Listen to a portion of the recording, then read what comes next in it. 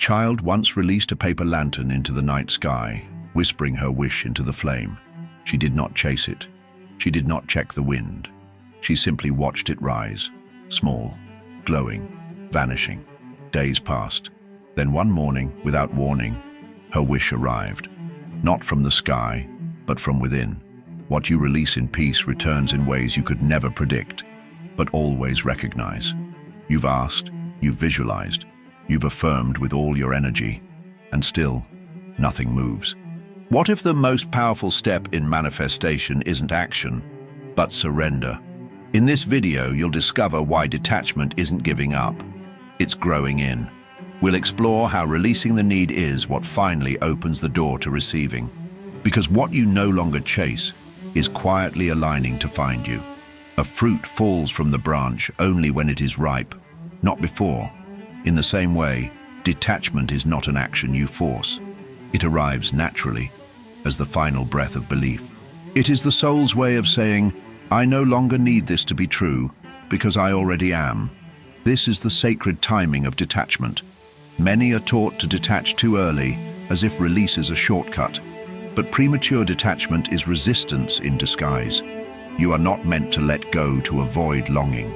You are meant to let go because longing has fulfilled its purpose. In true detachment, the desire no longer defines you. It has been integrated. This is where silent manifestation becomes most potent. The desire has done its work. It has shaped your inner posture. And now you are no longer reaching outward. You are standing within. The desire dissolves into identity. There is no push, no plea, only a calm assumption that it is done. And from here, the signal becomes unmistakable. But if that signal is to remain clear, one must understand what clouds it. Emotional clinging. A violin string pulled too tightly will snap, not sing. The same is true with desire. When you cling, when you grasp with desperation, your energy speaks of fear. You are no longer declaring faith, you are pleading. And I tell you, the field responds not to your need, but to your frequency. Clinging distorts the signal. It overlays the clean vibration of trust with static, uncertainty, fear, control.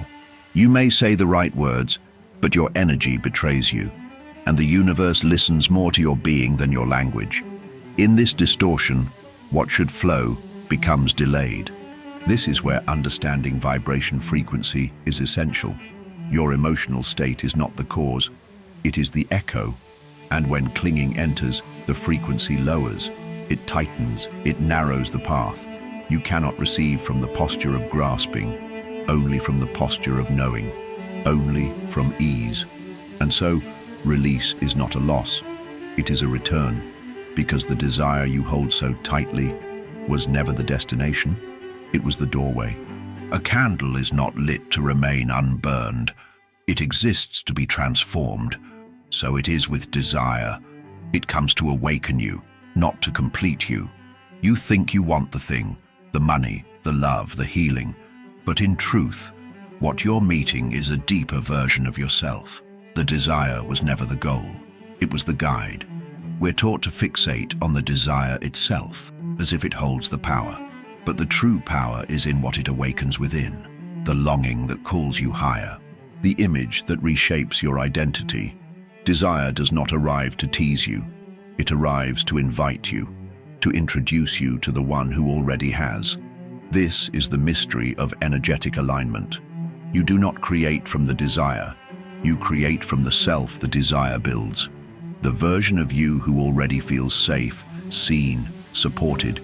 So the desire, when fulfilled energetically, no longer holds you. You hold it, lightly, peacefully, and from that place of embodiment, you're ready to release. Not because you've rejected the vision, but because you've become it. A wave does not push the ocean away, it returns into it. That is what true detachment feels like. It is not the severing of a desire, it is its integration. You no longer stand apart from what you seek.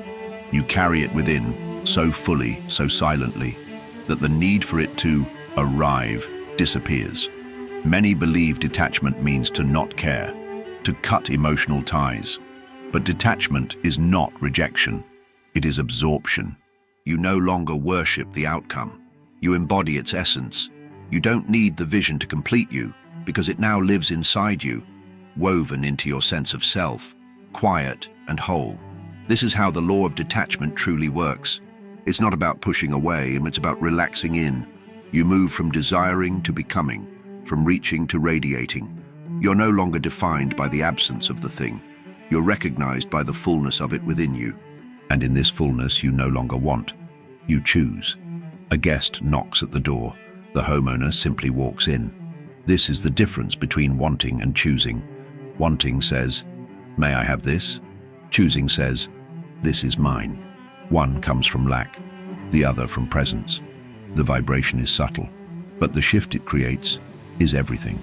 When you want something, your energy carries a whisper of absence. You seek it because you believe it is not here. But when you choose it, you affirm your power as creator, not as beggar. You align not with what's missing, but with what's already available. The world listens more carefully to the chooser. This is the turning point in receiving frequency. The field does not respond to desperation. It responds to declaration. And that declaration is quiet, not shouted, not repeated, just embodied. Choosing is not louder than wanting. It is deeper. It lives in your walk, your breath, your pause between thoughts. And once you've chosen, truly chosen, you release it. Not to lose it, but to let it return freely in its own time.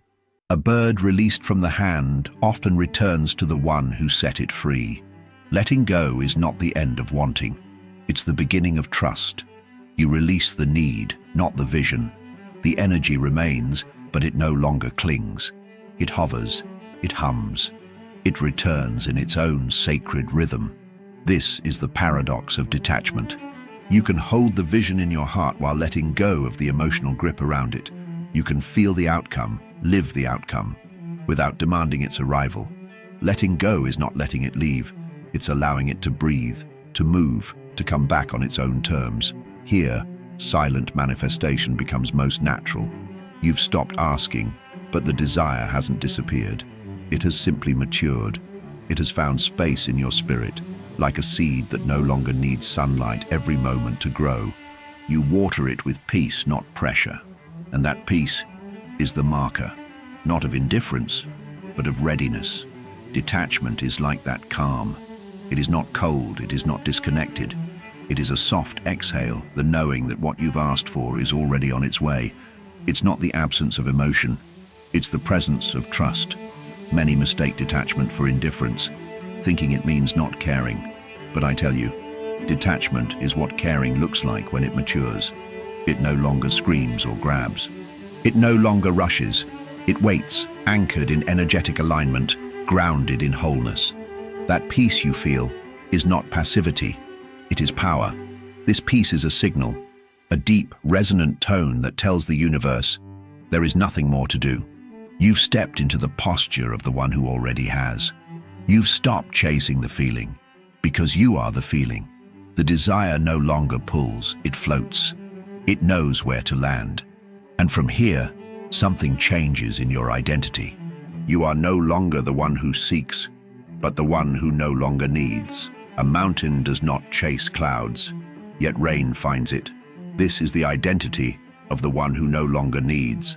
Not because they gave up, but because they grew in. They have become the self that once felt distant. The asking has dissolved.